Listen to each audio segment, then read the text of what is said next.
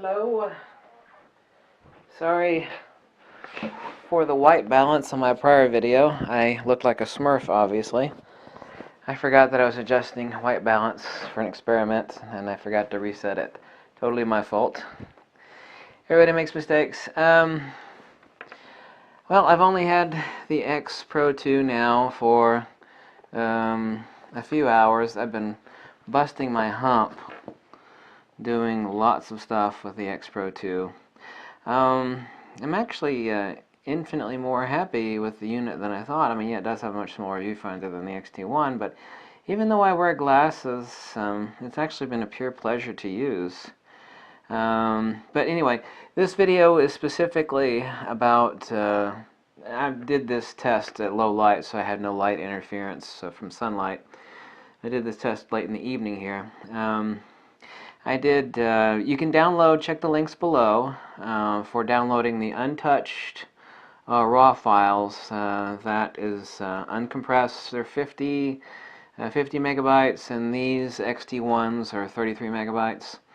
I did testing at 15th of a second, f8, ISO 6400, 1/250th f8. Of course, this is an ISO invariant sensor, but ISO 6400, same thing at 3200 f8 at a quarter of a second and then 30th of a second. And then I did another incident light around the corner, I could barely see anything at all, at ISO 6400 at f8. And I did the same thing with the Fuji X-T1, used the exact same lens, 35mm f2.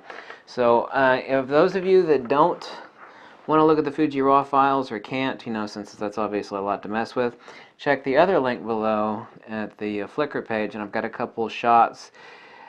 The summation is that depending on what you're looking at, it's a stop and 3/4 or 2 stops better performance of the Fuji X-PRO2 on noise, and color sat is better in really low light, high ISO, significantly better on the Fuji X-PRO2 than on the XT1. But you take a look. But I've got 5 raw untouched files of the exact same lens with the exact same settings on tripod with very, very, very controlled lighting.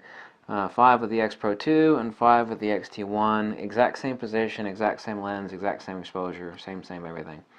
Maximum output. And you can tweak with those Fuji RAW files as you wish. And yeah, it's of course I tested the Fuji X-PRO2 I don't know, a month or so ago, but I obviously didn't get into any exhaustive in-depth testing.